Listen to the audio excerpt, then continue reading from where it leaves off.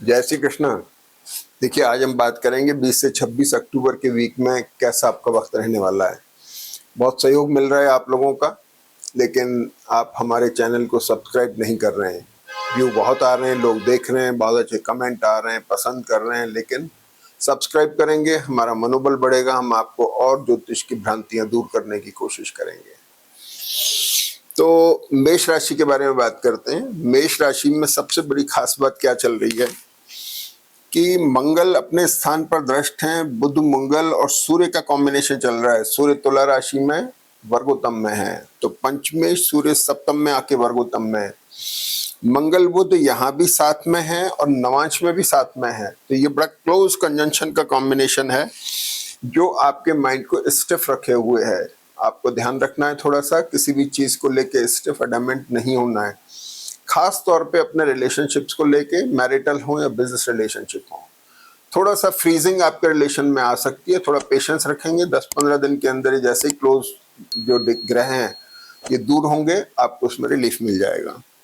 गुरु चतुर्थ भाव में है, कर्क राशि में आ गए, वर्गोत्तम में है, लेकिन अतिचारी है, बहुत फास्ट रोटेशन है। शुक्र और चंद्रमा छठे भाव में है। छठे भाव में शुक्र चंद्रमा मानसिक तौर पे अनिश्चितता लाते हैं, ठीक है, एक दुविधा पैदा करते हैं। तो खास तौर पे मैरिटल और बिजनेस रिलेशनशिप को जब आप पूरा जामा पहनाएं परमानेंट, उस समय एक बार सोच लें और थोड़ा सा पेशेंस रखें। शनि द्वादश भाव में है, वक्री हैं, बहुत अच्छी पोजीशन है।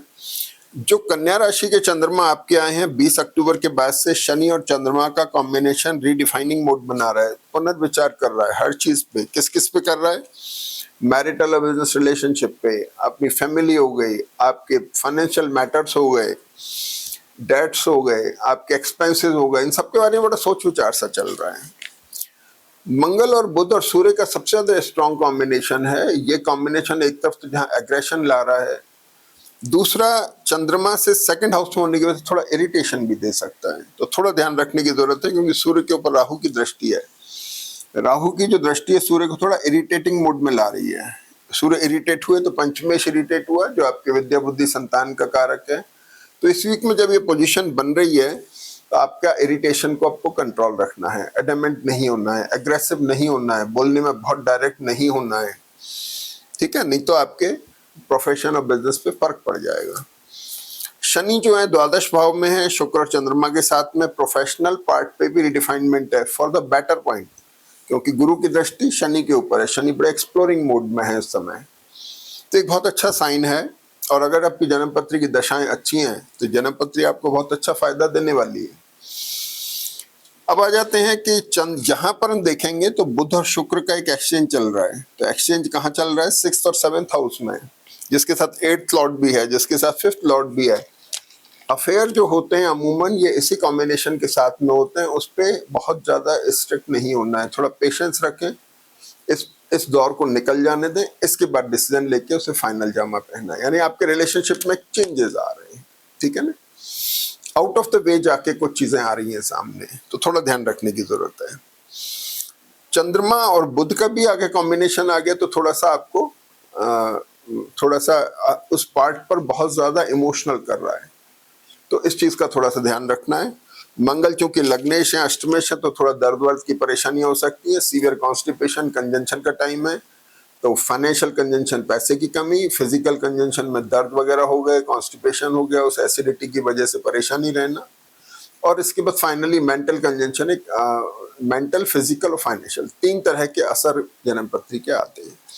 तो सबसे पहले बात करी हमने 20 तारीख को चंद्रमा की, और चंद्रमा यहाँ पर वर्गोत्तम में है, सुबह 9:37 तक आप इसका फायदा उठा सकते हैं, कोई नई शुरुआत कर सकते हैं।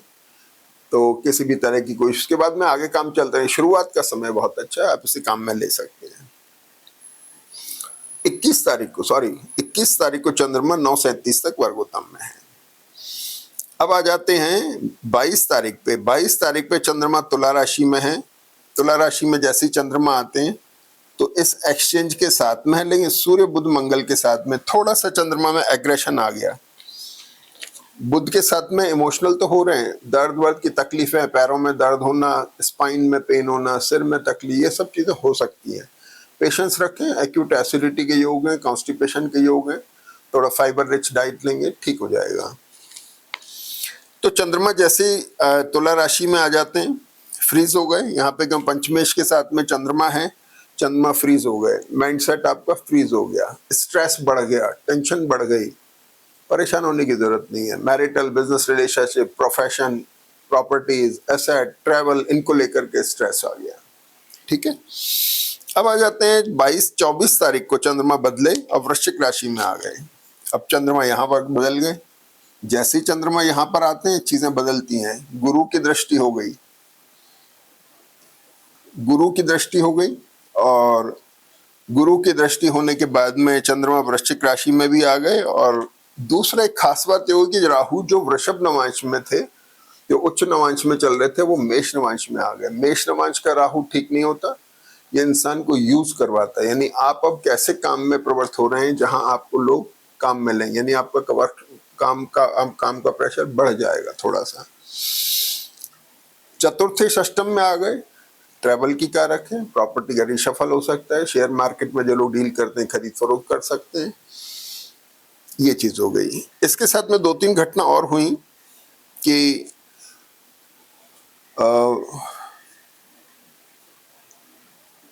सूर्य धनु नवांश में आ गए। सबसे बड़ी बात क्या है कि सूर्य धनु नवांश में आ गए। जो वृश्चिक नवांश में शनि है, वो सूर्य हैं।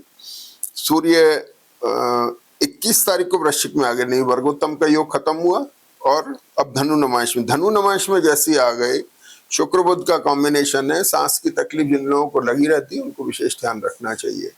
कफ, कोल्ड और टूथ प्रॉब्लम आपको रह सकती है, उसका ध्यान रखें। 26 तारीख को चंद्रमा आ जाते हैं धनु राशि में, जो बहुत इंपॉर्टेंट है। धनु राशि ये हो गई, यहाँ पर चंद्रमा आए 26 तारीख को। 26 तारीख को यहाँ जब चंद्रमा आते हैं, केतु से दृष्ट होते हैं और शनि से दृष्ट होते हैं। आप ध्यान रखें कि गुरु की दृष्टि शनि पर है, शनि बड़े एक्सप्लोरिंग मोड में है।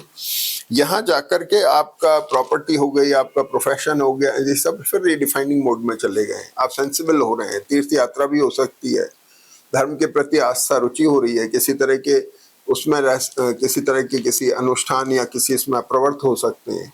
सिबलिंग्स को लेके कंसर्न डेवलप हो सकती है, लेकिन भाग्य कारक है। तो कुल मिलाकर के वीक बहुत अच्छा है और आप इसका फायदा उठाइए। जय श्री कृष्ण।